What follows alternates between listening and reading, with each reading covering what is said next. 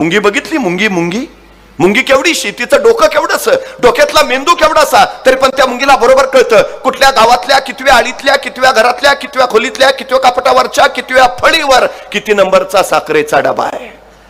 एवढीशी मुंगी स्वतःचं ध्येय गाठते. आपल्याला अडचण काय आहे?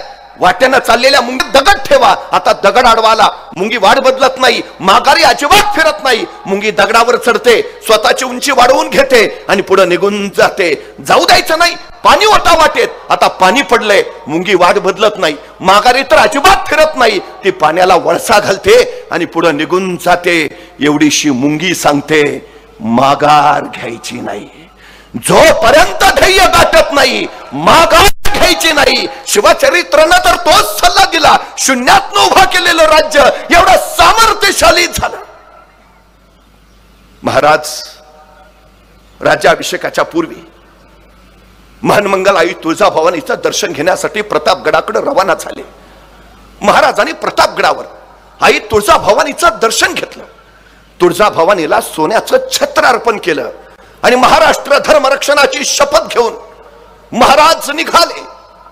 प्रतापगड, हो तोच प्रतापगड जिथं महाराजांनी अफजल खानाचा कोतळा बाहेर काढला. प्रतापगडचा रणसंग्राम म्हणजे अफजल खानावरचा केवळ विजय नव्हे, तर तो इथल्या रयतेच्या विश्वासावर मिळवलेला विजय होता. इथूनच रयतेला विश्वास आला, हो आपण राज्य उभा करू शकतो. अफजल खान मारल्यावरच महाराजांनी प्रतापगडावर आई तुळजाभवानीचं मंदिर उभा केलं. त्या मूर्तीची आई भवानीच्या प्रतिष्ठापना होती. महाराज जातीनं पालखीत ठेवलेल्या मूर्तीला घेऊन निघाले होते. पालखी मंदिरासमोर आली आणि मंदिराच्या एका कोपऱ्यात काही लोक उभा होते. ते कोपऱ्यातूनच आई भवानीला नमस्कार करत होते. महाराजांना काही कळेना. त्यांनी विचारलं, पकड जाती बारामतीदार सारी सारी. ह्या सामाजिक न्यायाचं ते राज्य. महाराज रायगडावर परतले. रायगडावर देशोदेशीचे सगळे निमंत्रित गोळा होऊ लागलेले. इंग्रजी सत्तेचा प्रतिनिधी हेनरी ऑक्झेंडेन, फ्रेंच गोवेकर, टोपीकर, भागानगरकर, विजापूरकर हे सगळे रायगडावर दाखल झालेले. आणि महाराजांच्या जिवलक सोबत्यांची तर कोण धांदल उडालेली. सरसेनापती हंबीरराव मोहिते, फिरंगोजी, आनंदराव, मदार मेहतर, हिरोजी फर्जन, नागोजी जेठे, कोण कोण कोण धावपळ त्यांची. पण त्याच वेळी कुणीतरी सोबती म्हणायचा, स्वराज्यासाठी लढणारे वीर बाजी पासलकराचा असायला हवे होते, ते कान्होजी जेधे नाईक देशमुख. कुणीतरी सांगायचं, आमचे तानाजी असायला हवे होते. पोराच्या लग्नाची पत्रिका घेऊन गेलेत. रायबाच्या लग्नाला यायचं बरं का.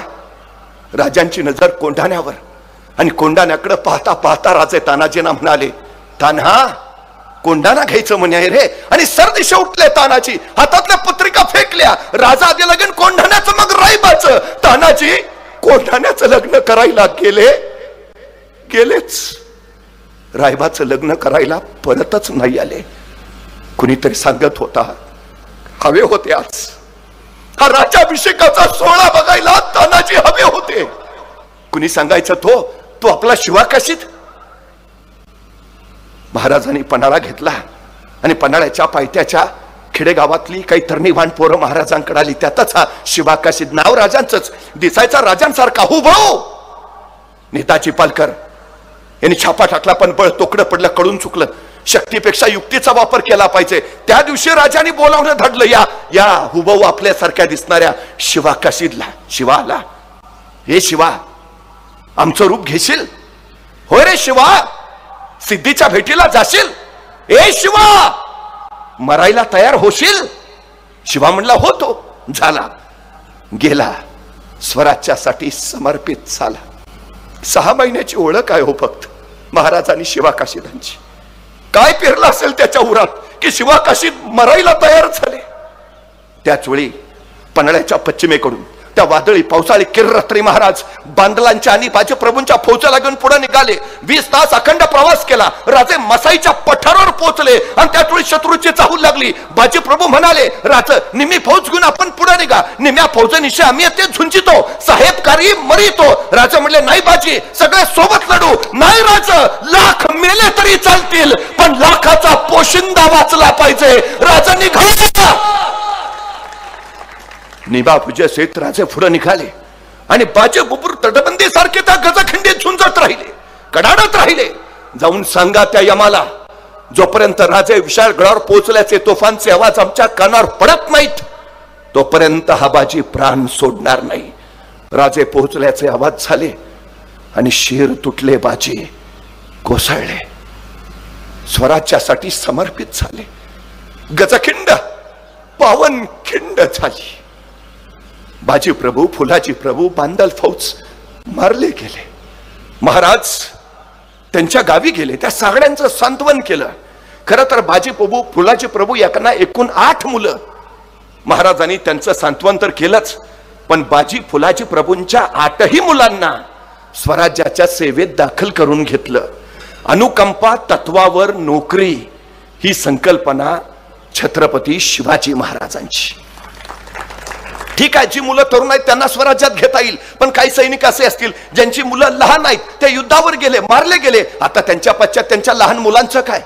महाराजांनी रायगडावर आपल्या सैनिकांच्या लहान मुलांसाठी बालपरवेशी गृह उभारलंय, जिथं सैनिकांच्या मुलांचं संगोपन, संवर्धन, शिक्षण, प्रशिक्षण केलं जायचं आणि ते योग्य वयात आले की त्यांना स्वराज्याच्या सेवेत घेतलं जायचं. लहान मुलांचंही झालं. आता काही सैनिक असे असतील, नुकतंच लग्न झालंय, अजून मुलबाळ नाहीच आहे, पण तो युद्धावर गेला, धारार तीर्थी पडला. आता त्याच्या पश्चात त्याच्या विधवा पत्नीचं, तिचं काय? आपल्या सैनिकांच्या विधवा पत्नींसाठी 350 वर्षापूर्वी महाराजांनी फॅमिली पेन्शनची योजना आणली आहे. पेन्शन किती तेही ठरलंय. तो सैनिक युद्धावर गेला, मारला गेला, त्यावेळी त्याला शेवटचा पगार जेवढा असेल त्या पगाराच्या निम्मी रक्कम त्याच्या विधवा पत्नीला आयुष्यभर पेन्शन म्हणून दिली जायची. पत्नीचं झालं. आता काही सैनिक असे असतील, अजून लग्नच झालं नाही, तो युद्धावर गेला, मारला गेला, आता घरी फक्त वृद्ध माता पिता. आता त्याच्या पश्चात त्यांचं काय? आपल्या सैनिकांच्या वृद्ध माता पित्यांसाठी महाराजांनी अडीशेरी नावाची योजना सुरू केली आहे. आपल्या सैनिकाच्या वृद्ध आई वडिलांना दरमहा 2.5 शेर धान्य स्वराज्यातनं दिलं जायचं. थोरापासून पोरापर्यंत महाराजांनी साऱ्यांची काळजी घेतली आहे. आणि म्हणूनच डॉक्टर बाबासाहेब आंबेडकर असं सांगतात की या देशाची राज्यघटना तयार करताना माझ्या डोळ्यासमोर शिवछत्रपतींचं स्वराज्य होतं, लोककल्याणकारी राज्य. राज्याभिषेकापूर्वीचे धार्मिक विधी झाले आणि उगवली एकादशी. 4 जून महाराजांची सुवर्ण तुला झाली. इतर अनेक गोष्टींनी महाराजांची तुला करण्यात आली. चांदे, तांबे, जस्त, कथील, लोखंड, मीठ, जायपत्री, जायफळ, लोणी, मसाले, फळ, दूध, तुलेमध्ये वापरलेल्या सगळ्या गोष्टी दानधर्म म्हणून वाटण्यात आल्या. मासाहेब जिजाऊ हे सारं अभिमानी नजरेनं पाहत होत्या. हे सारं शहाजीराजे आणि त्यांचं संकल्पित होतं. ते संकल्पित आता प्रत्यक्षात येत होतं आणि मासाहेब याची देही, याची डोळा ते पाहत होत्या. आणि हे सारं पाहताना मासाहेबांना आठवले 12 वर्षाचे शुभाराजे. शहाजीराजांनी त्यांनी ठरवलं, थोरले पुत्र संभाजीराजे शहाजीराजांबरोबर बेंगलोरातच राहतील. शहाजीराजे त्यांना घडवतील आणि ते कर्नाटकात राज्य विस्तार करतील. तर धाकटे पुत्र शिवबाराजे मासाहेब जिजाऊंच्या सोबत पुण्यात येतील आणि ते महाराष्ट्रात राज्य विस्तार करतील. ठरल्यानुसार 12 वर्षाचे शिवबाराजे मासाहेबांबरोबर पुण्याकडे जायला निघाले. आपला 12 वर्षाचा पुत्र निघाला. त्यावेळी एका पित्यानं त्या 12 वर्षाच्या आपल्या पुत्राला काय द्यावं? आमचा मुलगा कुठे निघाला तर आम्ही काय देतो? डबा, वेळेवर खा. फारच काळजी असेल तर आई सांगते नीट जा, नीट ये. अधिकची काळजी असेल तर आई म्हणते बसमध्ये बसताना मधल्याच सीटवर बस. बाळ म्हणतं का? नाही, पुढनं कुणी ठोकलं तरी तू सुरक्षित, मागणं कुणी धडकलं तरी तू सुरक्षित. बाळा तू जगला पाहिजे. मग 12 वर्षाचे शिवबाराजे निघालेत. एका पित्यानं त्यांना जाताना काय द्यावं? स्वप्न दिलं, ध्येय दिलं, महत्वाकांक्षा दिली. स्वतः शहाजीराजांनी संस्कृत मधून तयार केलेली मुद्रा आपल्या 12 वर्षाच्या पुत्राच्या हाती सोपवली. काय होता मुद्रेत? प्रतिपच्च चंद्रलेखेव वर्धिष्णू विश्ववंदिता शाहसुनो शिवसैषा मुद्रा भद्राय राजथे. एक पिता आपल्या पुत्राला काय सांगतोय? प्रतिपदेच्या चंद्राच्या कलेप्रमाणे तुमचं राज्य वाढत जाईल आणि एक दिवस ते विश्वाला वंदनीय होईल. पुत्र अजून बेंगलोरातच आहे, पुण्यात यायचे आहेत, स्वराज्याला सुरुवात व्हायची आहे. त्याच्या आधीच शहाजीराजे सांगतायत आम्हास खात्री आहे राज्य उभा राहणारच. शहाजीराजे असं नाही म्हटले तुम्हाला जमेल का, तुमच्याच्याने होईल का, तुम्ही कराल का? सवालच नाही, जमणारच. मी वारंवार सांगतो आमच्या पोरांच्या चुका काढण्यापेक्षा त्यांचं कौतुक करायची संधी शोधा, म्हणजे पोरं इतिहास घडवतील.